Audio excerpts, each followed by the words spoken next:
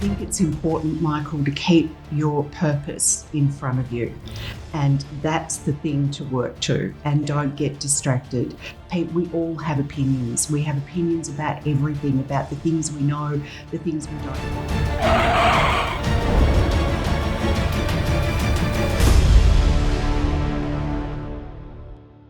Welcome to the show. We've got a very special guest on the couch tonight, Maree McCabe. She's the CEO of Dementia Australia, and I'm certainly interested to learn a lot about dementia, and this great lady is going to simplify for us. Thank you very much for coming on the show, Maree. Thank you, Michael. It's my pleasure.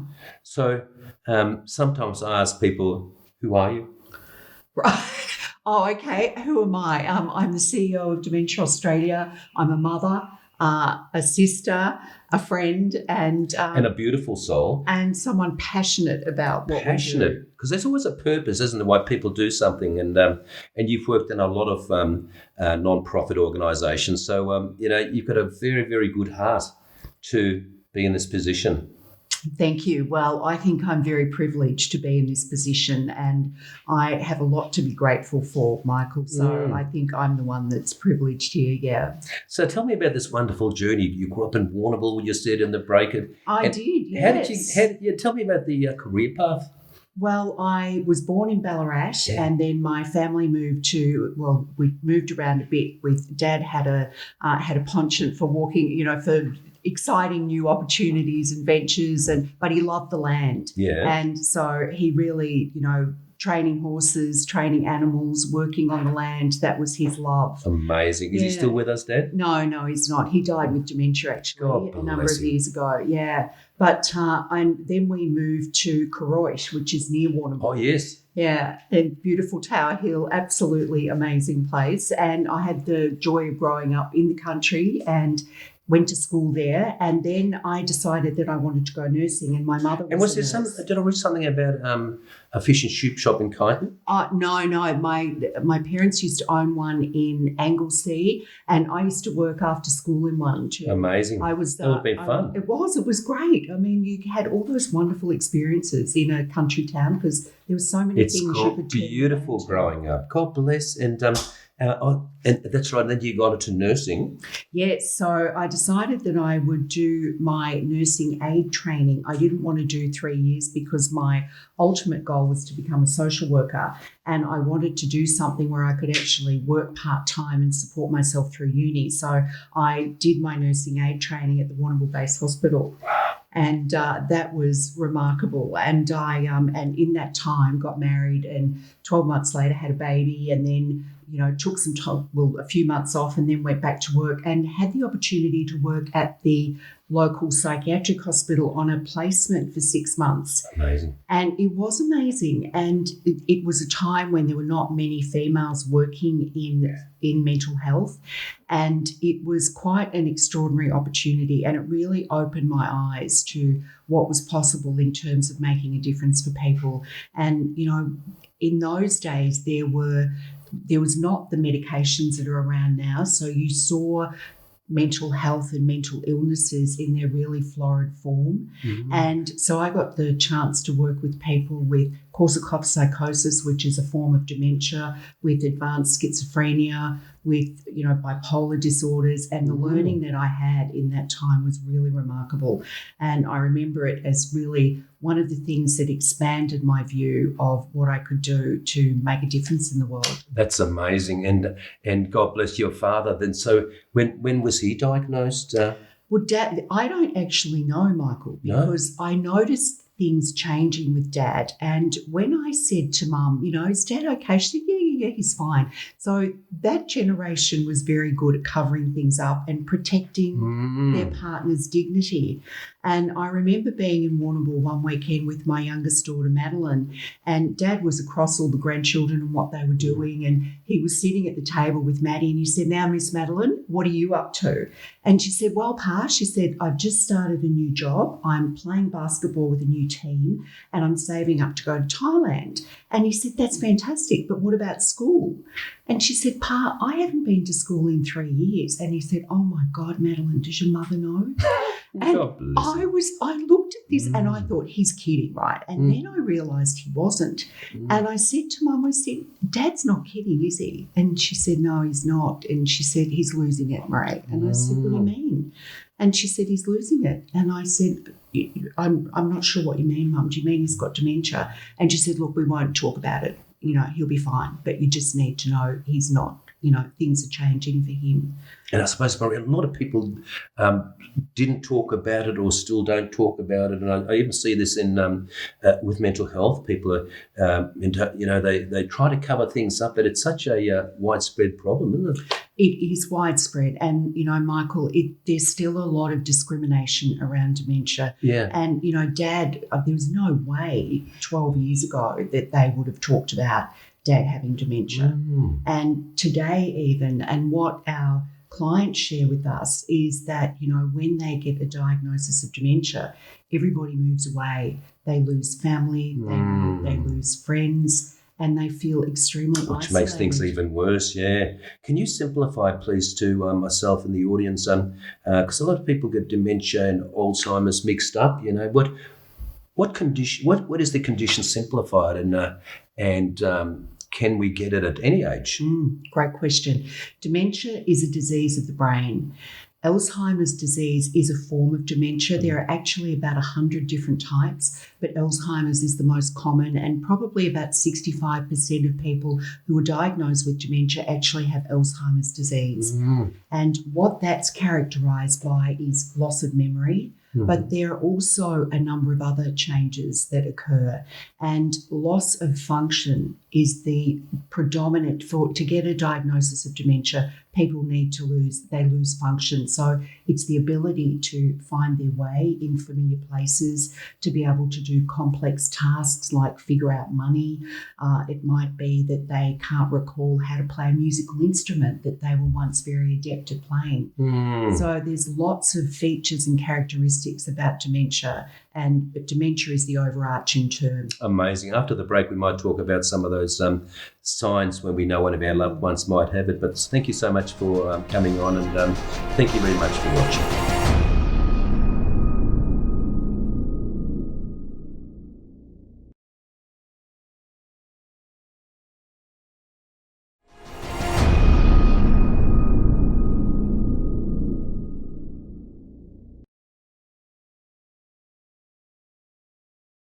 We're very blessed to have Maree McCabe, the CEO of Dementia Australia, on the couch, and it's such an issue that's really discussed, isn't it? We see the signs, we know the symptoms. Half the time we don't know what's going on. We just think, oh, they're getting old, you know, they're forgetting things. But Maree says in the break we can do things if we spot the symptoms early. Absolutely. And there are a number of myths about dementia, Michael, and one of them is that there's nothing that can be done. And there is so much that can be done. And Dementia Australia specialises in working with people living with dementia, with families, with carers and the healthcare community to ensure that people have the best possible quality of life. And we provide counselling services, education for people living with dementia, families, carers and the healthcare community. And also we work with GPs and other health professionals. We've also developed a technology that has been extraordinary. And a number of years ago, we thought if we could simulate for people the experience of what it was like to have dementia, it would change their attitude, then their behaviour, and finally their practice. And we are delighted to say that that's exactly what happened. And we started off with the virtual dementia experience, and that was all about simulating the experience of people living with dementia. And it was so successful. We won the Microsoft Imagine Cup, the state, national and international the International Eye Awards, and it's been something that has been extraordinary in terms of building capacity and understanding in the workforce and really transforming the care for people living with dementia. That's fantastic news, Maree. Certainly it makes people feel a lot better if they've got a family member or if they're going through it themselves. Is it only for old people? No, and that's another myth, is that dementia, only old people get it and it's a normal part of ageing. Well, it's not a normal part of ageing. It is more common as we age, but of the 470,000 Australians living with dementia, 1 in 13 are in their 50s, their 40s and their 30s. Mm-hmm. So it really does not discriminate. It's less common for younger people, but it certainly occurs. And Maree, and the usual cycle of the progression, I could say, you can make a difference. We can step in and make a difference. And the other question is, can we reverse the process? Well, we can certainly make a difference. At the moment, we can't reverse the process. We know that it's progressive.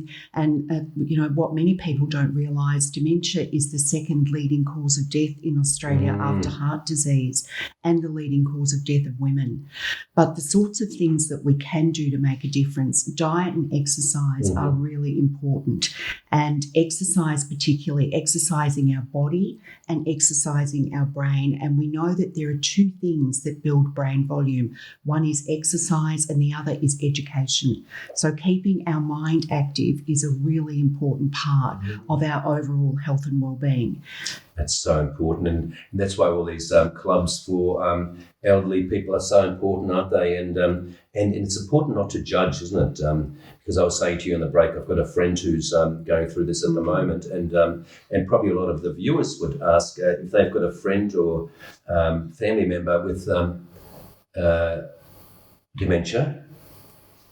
What do we say to them? Do we pretend there's no problems, or do we say, hey, I already told you that? Well, that's a fabulous question, Michael, because people really struggle with that.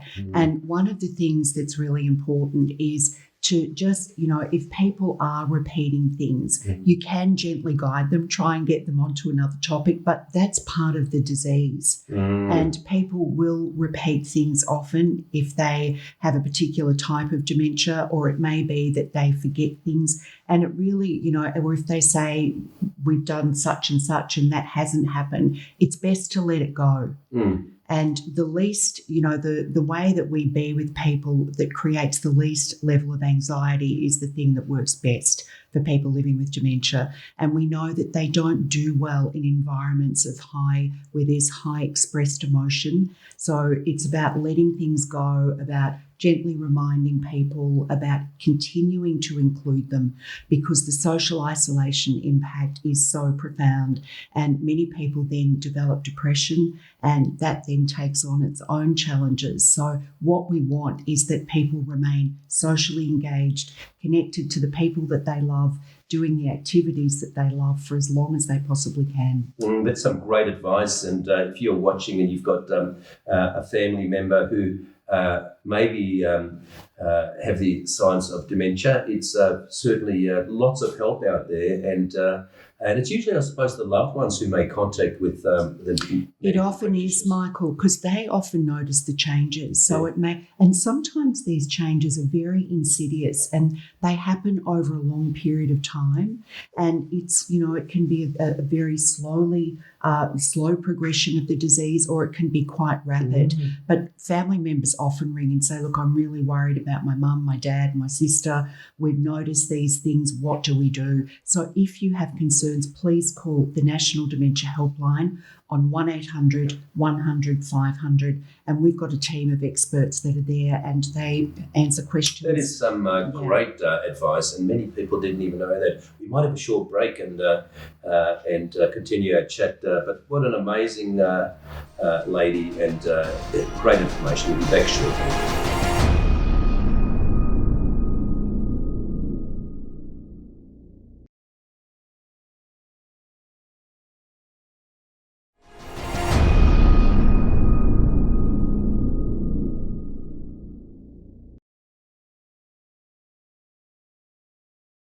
Dementia Australia, what an amazing organisation, and what an amazing lady behind the group, CEO Maree McCabe. Maree, there's only 86,400 seconds per day.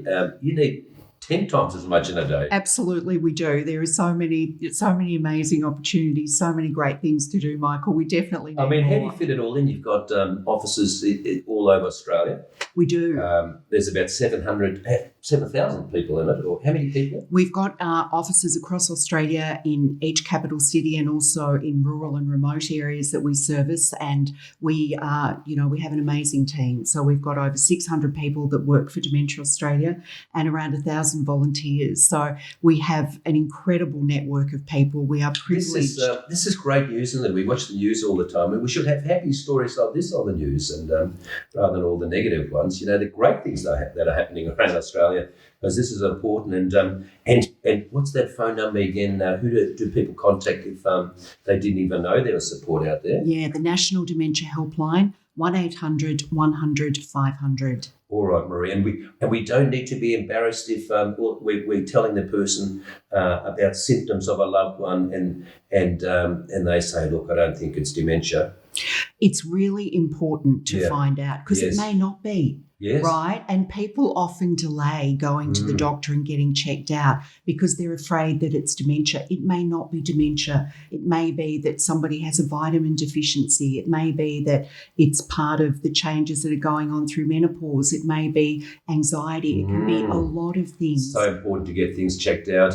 Maree, a lot of people say technology, it spoiled everything. It was great growing up without technology, but it's been a very positive thing in your organisation, hasn't it? Through virtual workshops and meetings. Absolutely. And technology has been one of the ways in which we've been able to support people living with dementia, to educate people about dementia. And we started using video game technology in around 2017, I think it was. Amazing. And that was the very beginning with the virtual dementia experience. And over that time, we've translated that onto a mobile platform.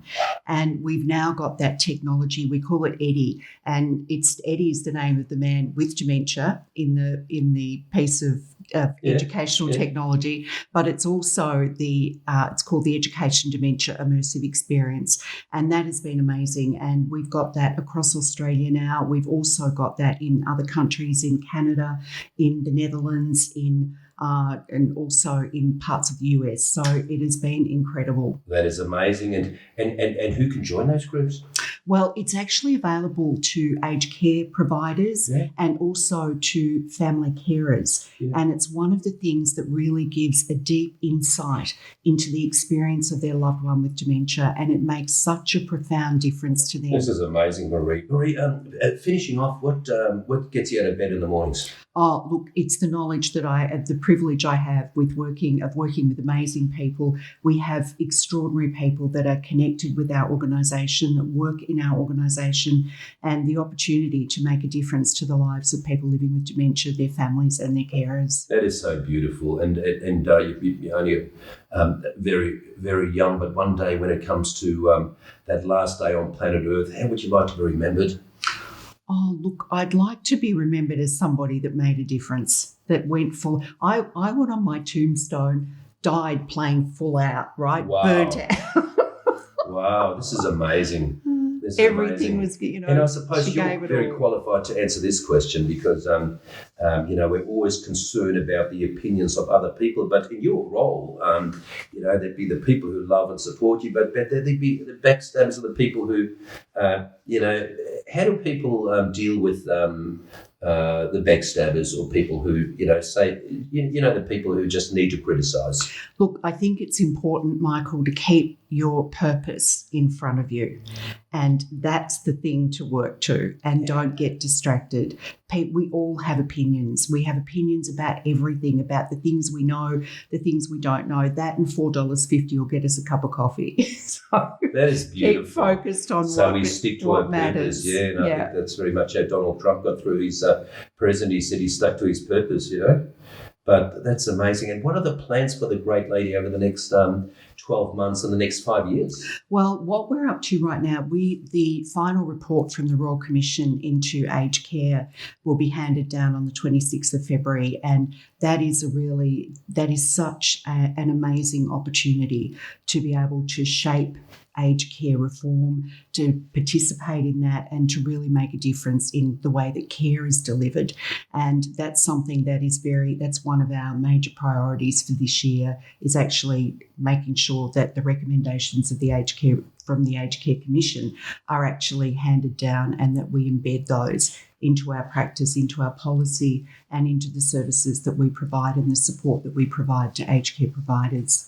That's amazing. So you can see a significant change, say, from 10 years ago to now. Absolutely. And I think that's one of the amazing things, is having the opportunity over time to be part of that change and to drive that change. And I think that, we have a number of very, very good providers of aged care in Australia, and where we have providers that are not, they're the areas that we really need to transform. Thank you so much for coming on, Maree. You're an inspirational person, and we'll certainly put those numbers on the website, but you've taught us a lot. Thank you so much for your time. There's a lot of help out there. Thank you very much, viewers. There's always help out there, and all the very best. Love and best wishes.